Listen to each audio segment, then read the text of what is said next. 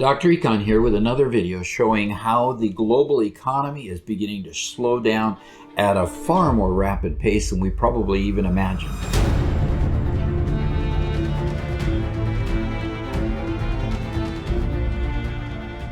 Today I want to show you how the global shipping is giving us an indication that, in fact, the global economy is slowing at a very rapid pace. And to do so, what I want to do is show you a thing called the Baltic Dry Index. This is a chart that shows the cost of containerized cargo going across the oceans. The index tells us the shipping rates of dry goods. The higher the BDI, the higher the cost of shipping. And one could assume the higher the demand on the global economy. If the index is dropping, it would suggest that the economy is struggling. As of October 2021, you see in this area right here, the October 21 number, this number is where it peaked shortly after the pandemic started. It stood then around 5,668, as you see over in this section here. So as of this filming, it is now at 1,355. That represents a drop of nearly 76%. In other words, basically the BDI has collapsed, which says there's an incredible worldwide slowdown that could actually be imminent. Now, let's give it a little bit of context. The prices spiked here when there weren't enough people, when there weren't enough truckers, when there weren't enough personnel to be able to unload these massive cargo ships that had started coming across the oceans and were building up at the ports of Long Beach and Los Angeles in particular, and several other ports around the world. So right now, though, as we look at this, we're seeing the impact on the shipping companies themselves. A.P. Moller-Maersk, the world's largest shipping firm, is ringing alarm bells right now about the slowdown in the global economy. The CEO of A.P. Moller-Maersk is Søren Skou. He recently said, with the war in Ukraine, an energy crisis in Europe, high inflation, and a looming global recession, there are plenty of dark clouds on the horizon. He continued by saying, this weighs on consumer purchasing power, which in turn impacts global transportation and logistics demand. While we expect a slowdown of the global economy to lead to softer markets in ocean transport, we will continue to pursue growth opportunities within our logistics business. So you see in the latter part of that, Søren is really trying to reassure investors that he's going to keep his company on sound footing and look for other opportunities for more business in the face of slowing demand on ocean cargo.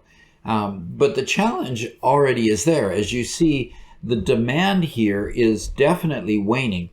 The demand really dictates how much cost or how much money can be charged for each container. When there was a lot of cargo to be shipped and very few people to unload that cargo and move it across the country, it was being built up in all the ports. In fact, here's a chart that shows how much of a buildup there was outside of Long Beach and Los Angeles, where we see that same 2021 time frame where as many as 100 ships were docked off harbor, just waiting for their opportunity to get into port and to actually begin unloading their cargo. Well, as time went on, those issues were dealt with. People got back to work, the hiring was done, and more people were able to start offloading those ships. And we slowly see all those ships beginning to dock into port and unload their cargo.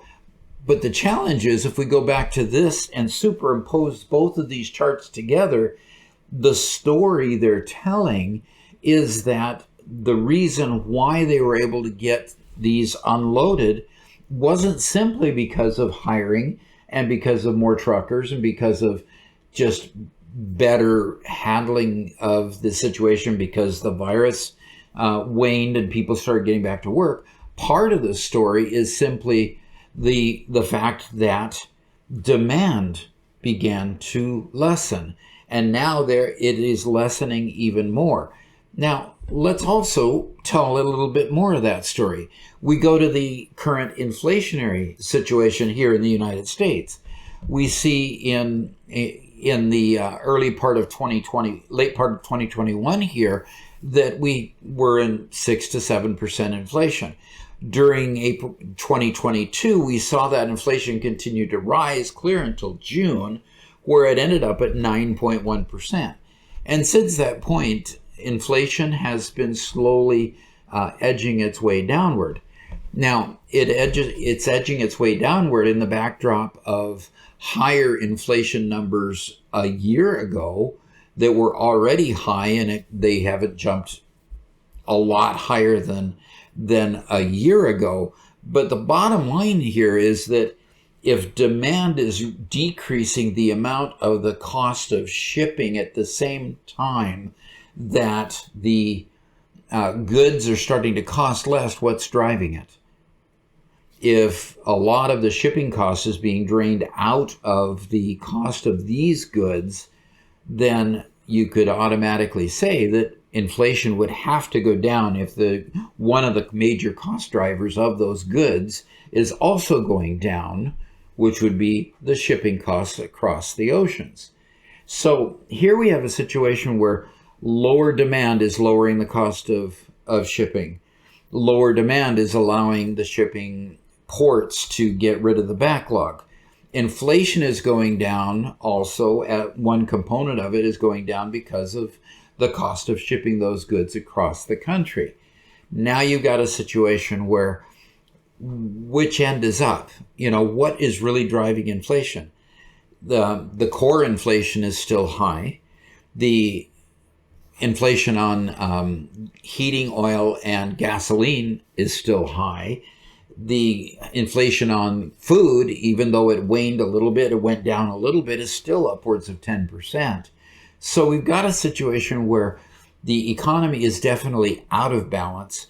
We're probably going to see inflationary pressures that are going to be with us for a good long time. They're not going to just dip down and stay down. I would imagine that this chart right here showing that the inflation is going down will not continue to go down over the next few months. So I would expect to see it begin to go back up as other issues begin to surface that are working their way through the economy. And we'll have continual ripple effects where this inflation will go up and then it'll go down. Jerome Powell has not yet achieved the reduction in prices that he wants in housing, or the reduction in the amount of employment and the tightness in the labor market. So literally we're going to still have a challenge with inflation going forward, in the respect that Jerome Powell isn't done raising interest rates. So we'll see where that's going to go. Stick with this channel and keep coming back, and you'll get more news and analysis as it breaks, and hope to see you once again. Talk to you later. Thanks.